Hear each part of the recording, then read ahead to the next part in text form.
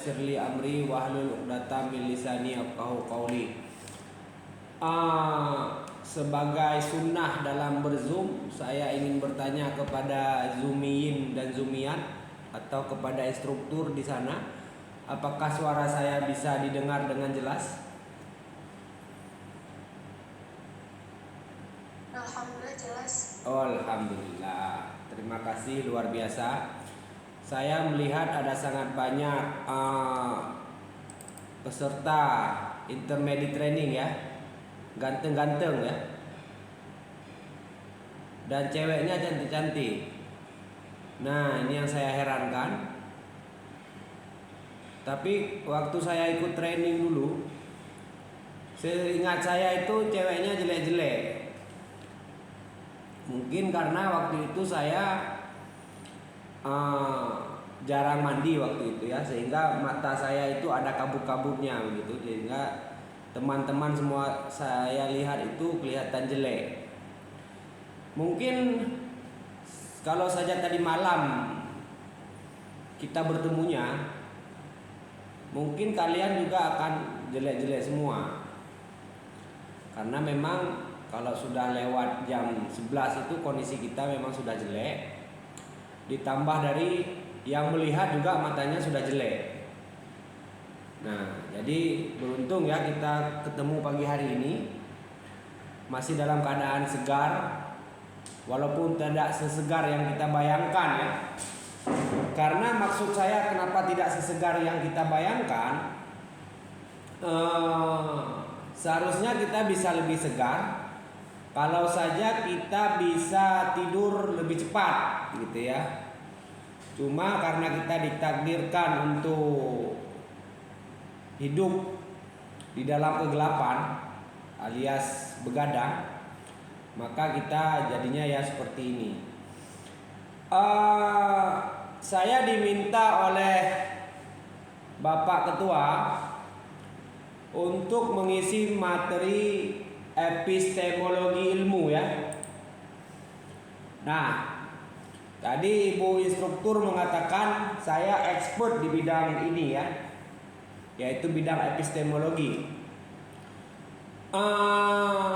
Sebelum kita berangkat lebih jauh, saya ingin menghubungkan apa yang dikatakan saya expert di bidang yang kita sedang bawa masuk materinya sekarang dengan pendidikan saya.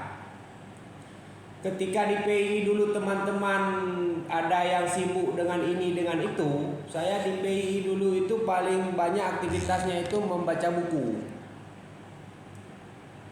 Kemudian apa yang setelah saya baca,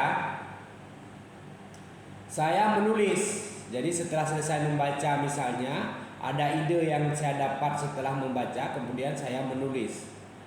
Nah, jadi waktu di PI juga saya sudah menulis buku waktu itu tahun 2006. Judulnya Islam Bukan Teroris. Tidak ada yang membaca memang buku saya, tapi setidaknya ada satu orang yang membaca, yaitu saya sendiri. Itu yang pertama. Yang kedua, sampai hari kiamat saya bisa mengatakan bahwasanya ketika saya masih pengurus di PI saya sudah menulis buku. Itu sampai seumur hidup bisa saya katakan seperti itu, walaupun gak ada yang baca buku saya. Kemudian sampai hari kiamat juga saya masih bisa bilang saya sudah nulis buku di umur 20 tahun. Nah, jadi biarkan saja tidak ada yang membaca. Dan tidak ada yang membaca waktu itu buku saya, itu sedih kalau dulu. Dan sekarang saya bisa membanggakan diri bahwasanya waktu itu buku saya tidak ada yang membaca. Karena hari ini sudah sangat banyak yang membaca buku saya, dan semakin banyak ketika saya bagi-bagi di PDF. Nanti saya share buku-buku yang sudah saya tulis ke Pak Ketua atau Ibu instruktur. PDF-nya gratis saya bagikan. Nanti dibaca-baca sambil ada waktu senggang. Kalau ingin lebih diseriusi, itu di print kemudian dibaca. Cari print-print gratis sekitar Anda. Tapi dalam konteks masih halal kalau bisa. Oke. Itu yang pertama. Yang kedua, waktu saya kuliah dulu, saya tinggal di kantor PI selama 6 tahun di PW di Ahmad Dahlan. Itu saya sangat banyak membaca buku filsafat. Mungkin saya sudah suka filsafat dari dulu ya, walaupun saya jurusannya bahasa Inggris, FK bahasa Inggris, tetapi saya tidak suka menjadi guru karena saya merasa saya tidak berbakat menjadi guru. Saya katakan kenapa saya tidak berbakat jadi guru. Jadi saya punya cerita seperti ini. Waktu saya mengajar magang PKL ya, PKL sekolah, saya mengajar bahasa Inggris tentunya kepada anak-anak. Kemudian saya katakan kepada anak-anak itu,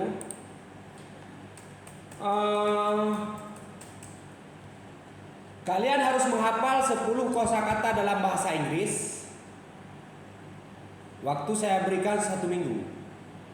Kemudian anak-anak minggu depan semuanya datang dengan tugas yang sudah saya berikan, yaitu menghafal kosakata dalam bahasa Inggris.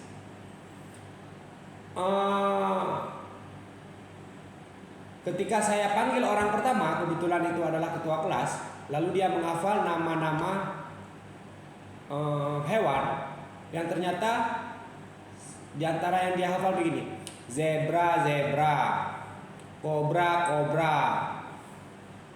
Jadi semua kosakata itu sampai 10 itu sama Inggris dengan Indonesianya.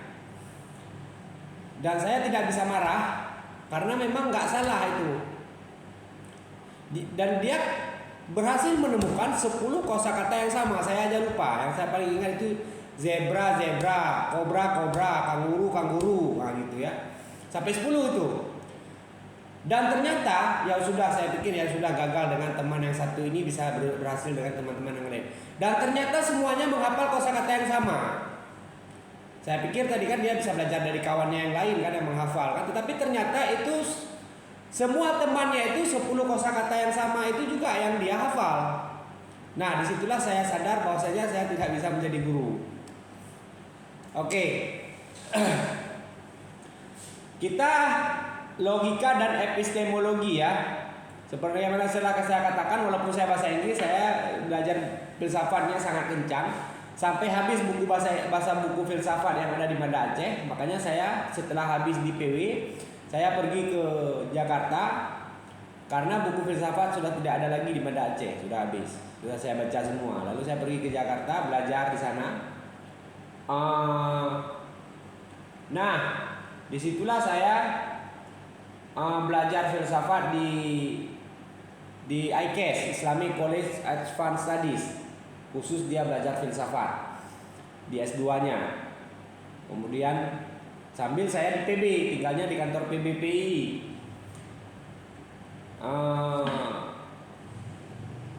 Kemudian saya pulang, jadilah dosen di Langsa, dosen filsafat. Dan saya belajar filsafat dengan sangat sistematis, yang tidak bisa dipelajari ini di beberapa kampus. Di situ yang tempatnya paling cocok karena di situ diajar filsafat secara sistematis, rigid istilahnya ya. Memang menggaji secara sistematis, sehingga ketika saya pulang ke Aceh, ketika dikatakan saya expert, saya tidak marah dan tidak GR karena menurut saya memang expert gitu ya. Oke. Saya sudah menulis 20 buku kurang lebih ya. Dan itu banyak tentang filsafat. Yang terbaru keluar itu kebetulan itu sama dengan teman-teman punya. Itu bukan terbaru sebenarnya, baru dicetak ya. Maklum kalau kita dengan sistem uang negara itu, karena ini satu-satunya buku yang saya kasih ke kampus untuk dicetak oleh kampus. Saya anggap ini sumbangan untuk kampus lah. Dan dia temanya itu filsafat banget. Dan sangat kena dengan mata kuliah kita hari ini, yaitu logika dan epistemologi Islam. Karena di bagian pertama itu membahas secara sistematis, secara detail tentang ilmu logika. Ilmu logika ini adalah bekal dari segala ilmu. Apa itu usul fiqh, itu filsafat dan segala macam. Itu ilmu adalah ilmu berpikir. Soal apabila kita ditanyai orang apa itu ilmu logika atau ilmu mantik, yaitu ilmu yang membahas tentang cara berpikir baik dan benar. Maksudnya adalah kita bisa berjalan ya, jalan kaki bisa ya. Semua orang yang bisa berjalan bisa jalan kaki gitu ya. Dan itu mudah kita lakukan ya, semua orang bisa berjalan. Tapi tahukah Anda, ternyata cara berjalan yang baik dan benar itu ada. Dan itu sangat jarang kita lakukan. Sangat jarang kita lakukan berpikir baik dan benar. Berjalan baik dan benar sangat jarang kita lakukan. Kita ya jalan aja. Sehingga kita jadi susah. Kenapa saya baru jalan 1 kilometer sudah lelah? Kenapa saya jalan 1 kilometer bukan tambah sehat tapi jadi sakit? Karena kita tidak berjalan dengan baik dan benar. Kita hanya jalan aja gitu. Sehingga sekarang oleh pakar-pakar kesehatan, ya pakar-pakar medis gitu ya, pakar-pakar pakar-pakar olahraga begitu ya, olahraga medis itu sudah bercampur keilmuannya di situ, membuat tentang cara berjalan yang baik dan benar gitu ya, sehingga kita jalan itu bisa puluhan kilometer tapi tidak capek, malah buat kita makin enak badannya. Ada sistem bernafasnya seperti apa, cara mengayun langkahnya seperti apa, meletakkan kaki di mana seperti apa, bagaimana memposisikan bahu dan segala macam. Itu ada aturannya sebenarnya, ada kaidah baik dan benarnya dalam berjalan. Konon kalau berjalan saja bisa seperti itu, berarti ada hal yang lebih penting daripada manusia, yaitu dia itu adalah tentang berpikir. Tadi berjalan ya, berjalan jangankan manusia, hewan aja bisa gitu ya, tapi berjalan manusia kan beda gitu, sehingga dibuat aturan, dibuat hukum ya, cara berjalan yang baik dan benar. Dan itu mahal harganya, itu yaitu harga ilmu untuk itu. Nah kemudian konon lagi tentang berpikir, karena berpikir itulah yang membuat manusia berbeda dengan hewan-hewan yang lain. Jadi manusia itu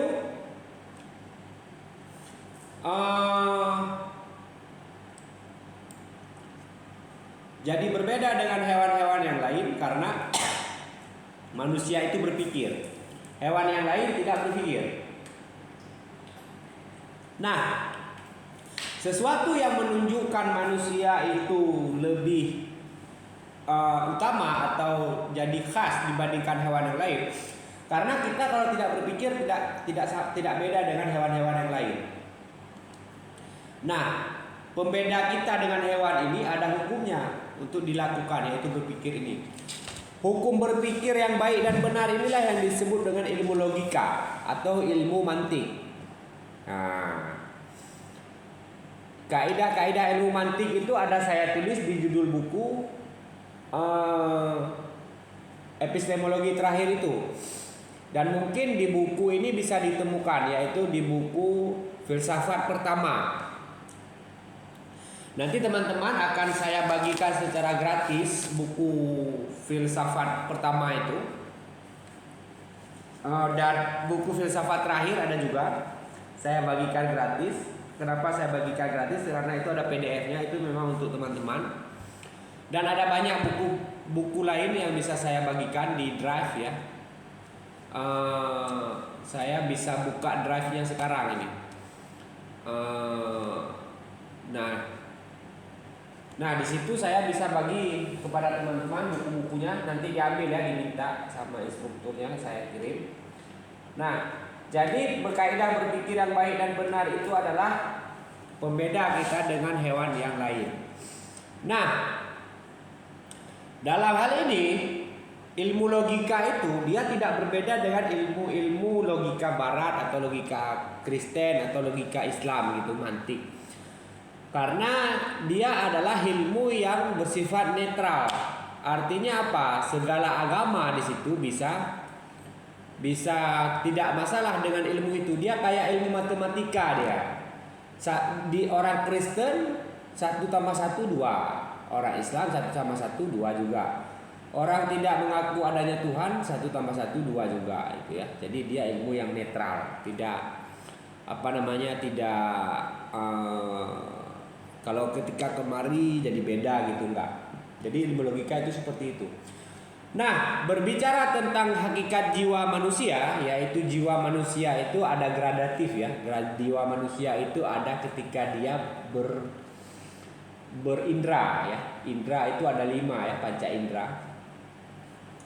Ketika manusia berindra, yaitu melihat, mendengar, mengecap begitu ya. Ketika manusia melakukan itu yang bekerja sebenarnya jiwanya. Mendengar juga jiwanya. Merasa, mengecap, meraba, mencium, itu sebenarnya yang bekerja adalah jiwanya. Mencium jangan aneh-aneh dipikirnya ini cium mengendus ya, mencium ya, bukan cium juga ya. Mencium bau ya, bukan cium bibir gitu ya, atau cium hidung ya, bukan itu ya. Itu maksudnya cium ya. Oke. Nah, bekerja itu semua 5 indera yang bekerja itu sebenarnya adalah pekerjaan jiwa melalui alat. Dalam tanda kutip alat ya, melalui alat yang bernama mata, telinga dan segala macam. Itu mengindra. Itu salah satu sumber pengetahuan manusia, itu perlu dicatat. Ya, itu satu sumber pengetahuan manusia yaitu indra. Kemudian ada inteleksi. Misalnya berpikir tentang 1 tambah 1 2. Kita bisa lihat di luar ada apel 1, ada jeruk 1 misalnya. Untuk dapat mengatakan ketika ditanyai orang ada berapa buah di situ, kita bisa jawab 2, itu pakai indra. Itu pakai daripada inteleksi ya, pakai nalar. Itu bagian daripada kerja jiwa juga. Tadi jiwa bekerja dalam bidang mengindrai, sekarang jiwa bekerja dalam bidang bernalar atau berpikir ya. Kita dapat mengetahui si Polan atau Aristoteles namanya pasti mati karena kita sudah pakai indera kita. Karena kita tahu Aristoteles itu adalah manusia. Kalau kamu lihat seseorang di depan kamu bisa tahu dia pasti akan mati suatu saat, gitu ya. Kenapa kamu bisa tahu dia pasti mati? Karena kamu tahu dia adalah manusia. Kamu masukkan dia dalam genus manusia. Ada Miswari, ada Muhardi, ada Amsal, gitu ya. Itu semuanya adalah manusia, masuk ke dalam genus manusia. Ketika kamu lihat orang di depan kamu tahu dia suatu saat pasti mati. Itu karena nalar kamu bekerja. Sehingga lalu kamu mikir bahwasanya semua manusia pasti mati, gitu ya. Kamu mikir, kamu tahu semua manusia pasti mati. Dan orang yang di depan kamu itu adalah manusia. Jadi dia suatu saat pasti mati. Nah, mengetahui itu tidak bisa dengan indera saja. Itu harus dengan pakai nalar gitu ya. Oke, itu ketika nalar bekerja.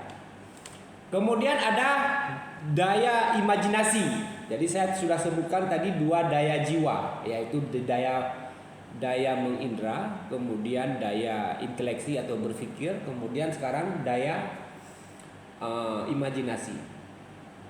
Kamu sudah lihat di alam di luar, di alam indera yang bisa kamu indrai, tidak ada kuda terbang. Tetapi kamu bisa mengimajinasikan sayap daripada burung. Kemudian kamu bisa mengimajinasikan badan daripada kuda. Kemudian sayap burung itu ditaruh di badan kuda. Kemudian kamu membayangkan kuda itu terbang. Itu bisa. Itu di alam imajinasi. Orang menulis novel itu berada di alam imajinasi tulisannya. Walaupun kadang-kadang ada fakta yang sama di dalam realitas di luar, di dalam pandangan indera kita, di alam indrawi. Tetapi dia menulis novel itu di alam imajinasi. Karena sama kayak kita lihat kuda terbang tadi ya, ada dimensi-dimensi yang dia sama dengan di alam indera kita. Tetapi sebenarnya itu kejadian di alam imajinasi. Itu adalah salah satu daya Daya jiwa yaitu daya imajinasi. Ada daya, berarti sudah ada daya nalar, daya inteleksi dan daya imajinasi. Nanti kemudian dijelaskan ada daya spiritual. Ini beda manusia dengan hewan. Dan ini daya keyakinan akan daya spiritual ini yang membedakan antara epistemologi Islam dengan epistemologi daripada non-Islam. Jadi ketika kita berbicara epistemologi adalah berarti berbicara tentang ilmu untuk mendapatkan pengetahuan. Epistem itu adalah ilmu tentang epistem itu tentang penggalian ya, atau tentang pengeksplorasian. Kemudian logi itu ilmu. Jadi epistemologi adalah ilmu yang mempelajari tentang hakikat atau esensi daripada pengetahuan atau sumber-sumber pengetahuan. Jadi segala hal terkait pengetahuan itu adalah epistemologi. Kalau biologi kan ilmu tentang kehidupan gitu ya. Kalau zoologi misalnya ilmu tentang hewan gitu ya. Kalau ini adalah ilmu tentang ilmu gitu. Ini epistemologi. Oke. Kemudian apa beda epistemologi dalam Islam dengan epistemologi yang ada di dunia non-Islam? Perbedaan utamanya adalah kalau tadi saya sudah sebutkan sumber pengetahuan ya. Saya ingin katakan di mana posisi ilmu logika tadi. Jadi ilmu itu ada posisinya. Objek dia itu di mana gitu ya. Objek dia di mana? Maksudnya adalah objek pengetahuan itu berada di mana? Di antara tingkatan-tingkatan daripada tingkatan-tingkatan daripada indera tadi, tingkatan jiwa tadi. Ada ilmu pengetahuan yang objeknya pada ranah indera. Indera tadi adalah bagian daripada daya jiwa manusia. Misalnya ilmu biologi, kemudian ilmu fisika, ilmu kimia misalnya. Dia objeknya itu adalah pada alam indrawi gitu ya. Ilmu-ilmu yang saya sebutkan barusan. Ada ilmu yang objeknya itu pada ranah intelek, seperti ilmu matematika, ilmu logika. Nah, itu objeknya nggak ada di luar, dia adalah di dalam pikiran. Kayak matematika misalnya, itu sebenarnya adalah ilmu yang objeknya bukan di realitas indera kita, bukan. Ilmu matematika itu objeknya berada pada alam inteleksi kita. 1 tambah 1, 3 tambah 4, kubus, lingkaran, dan segala macam. Itu adalah objeknya itu, dia letaknya di dalam pikiran. Ilmu logika juga letaknya dalam pikiran, mempelajari tentang genus, spesies, diferensia, dan segala macam. Ilmu-ilmu dalam ilmu logika. Nanti saya bagi buku filsafatnya. Filsafat pertama ada, filsafat terakhir ada, dan segala macam. Jadi karena sama-sama objeknya di dalam pikiran, apa beda ilmu logika dan ilmu matematika? Ilmu matematika dia meskipun objek kajiannya di dalam pikiran, tetapi apa yang ada di dalam pikiran ini bisa punya kesamaan dengan alam luar, dengan alam indera. Misalnya begini,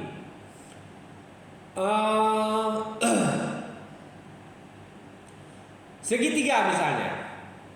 Segitiga itu adalah konsep yang dibuat oleh inteleksi kita, oleh nalar kita.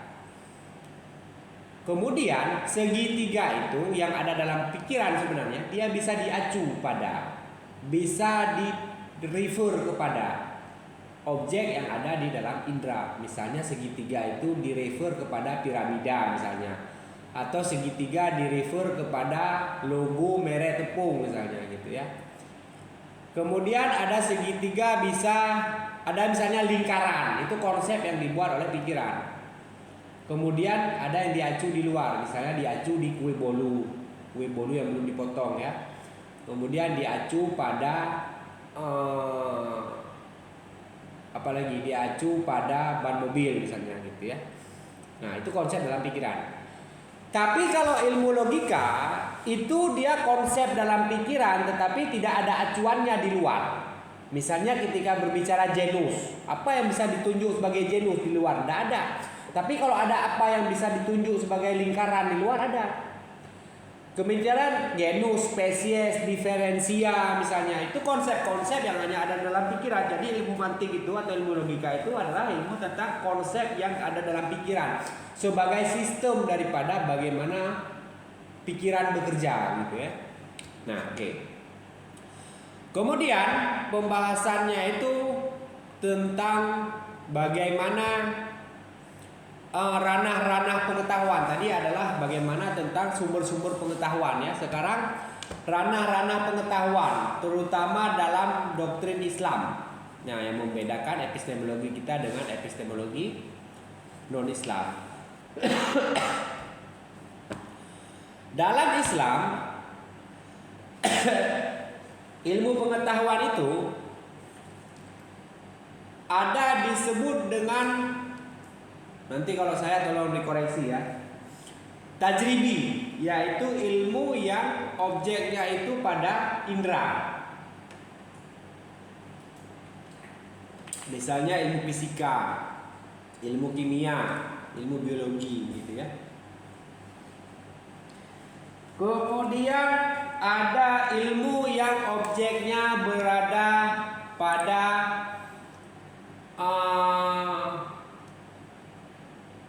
pikiran,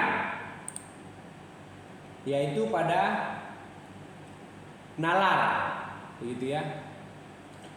Kemudian ada ilmu yang objeknya itu pada wahyu.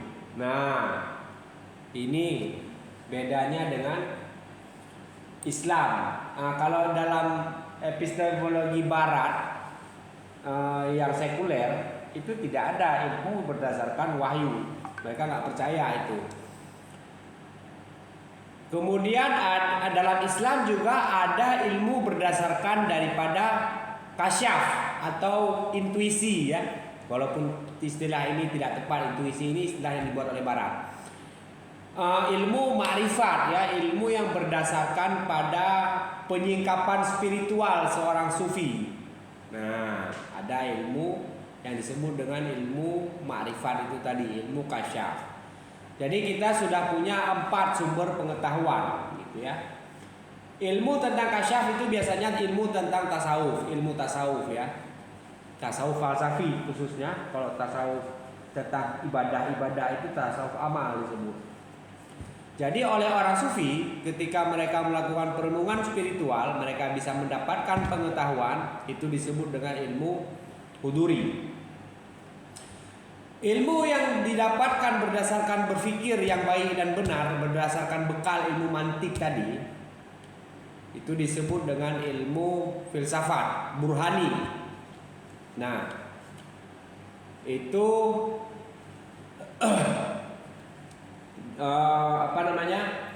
itu ilmunya para filosof begitu ya. Mereka punya pendekatan tersendiri dalam mendapatkan pengetahuan gitu.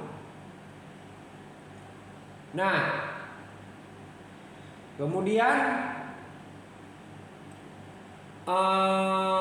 kalau ilmu yang berdasarkan daripada wahyu tadi, itu adalah ilmu yang bersifat doktrin. Maksudnya adalah ilmu itu adalah ilmu yang bersifat kalam ilahi ya, ilmu yang diterima secara pasti, yaitu ilmu itu tidak boleh diganggu-gugat karena dia basisnya itu bukan untuk dinalar kembali, tetapi untuk diterima secara doktrinal, secara utuh. Kayak wahyu itu ya, ketika wahyu itu dianggap wahyu itu adalah pengetahuan yang tidak boleh diganggu gugat karena dia bersifat utuh gitu. Nah, kemudian adalah ilmu daripada ilmu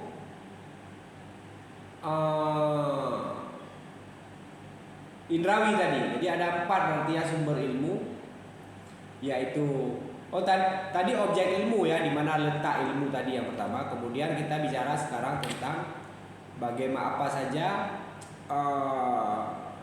pembagian jenis ilmu, yaitu ada ilmu berdas indrawi, ada ilmu burhani yaitu ilmu nalar, kemudian ada ilmu daripada kasyaf atau huduri, sufi, itu ilmunya orang sufi.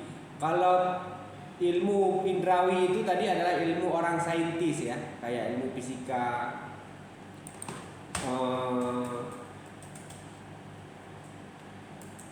ilmu apalagi ilmu biologi gitu ya.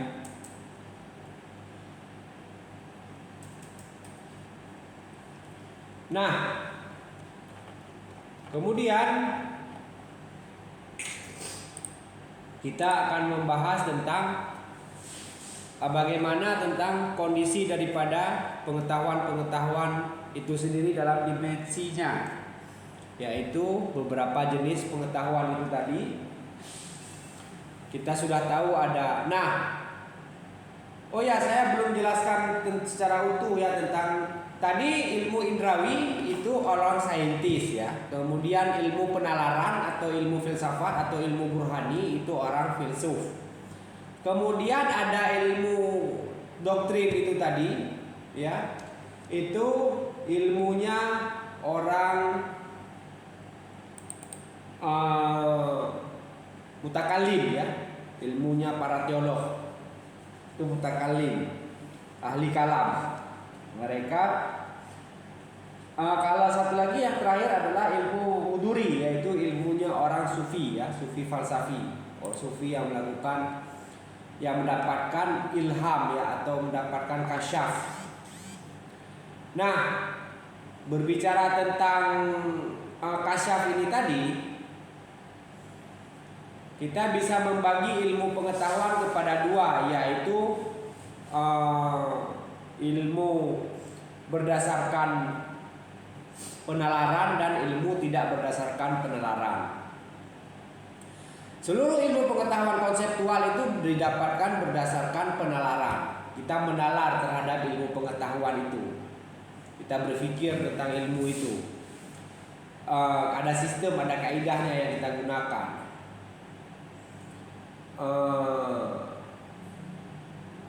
Kemudian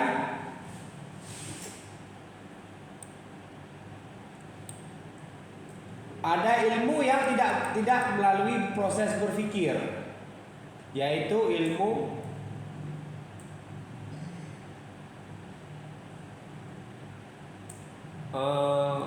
huduri itu. Dia ilmu pengetahuan itu dapat secara langsung, tidak melalui proses penalaran gitu ya. Nah,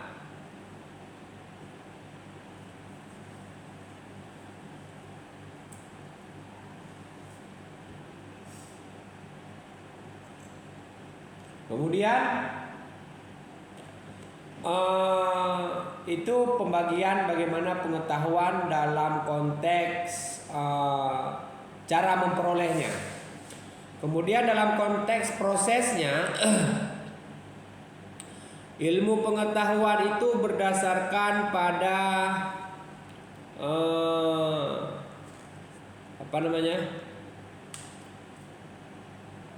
prosesnya. Pada bagaimana pengetahuan itu terbagi dalam tahapan munculnya pengetahuan. Yang pertama adalah ada ilmu disebut dengan proses konsepsi. Setiap ada pengetahuan yang datang awalnya adalah konsep. Misalnya begini, ketika dikatakan kepada saya di ruangan sebelah ada 5 orang misalnya. Ruangan sebelah ada 5 orang, itu konsep.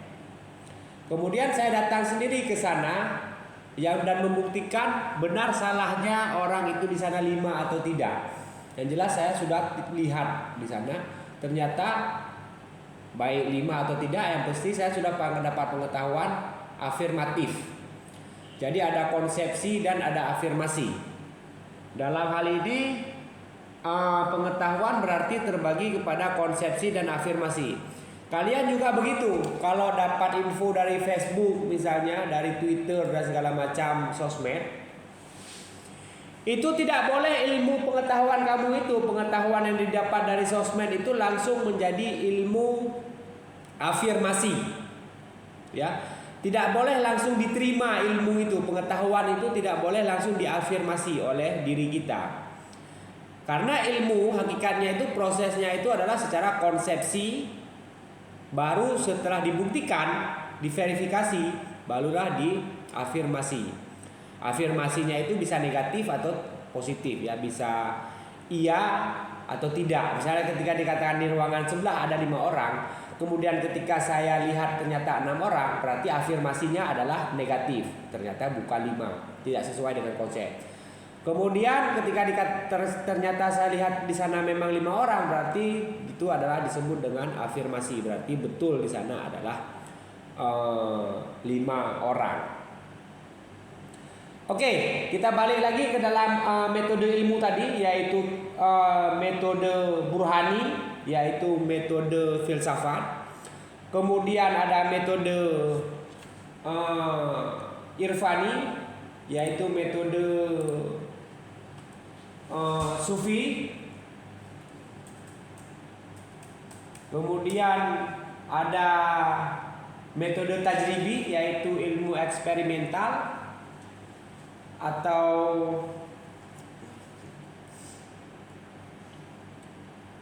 ilmu berdasarkan indera.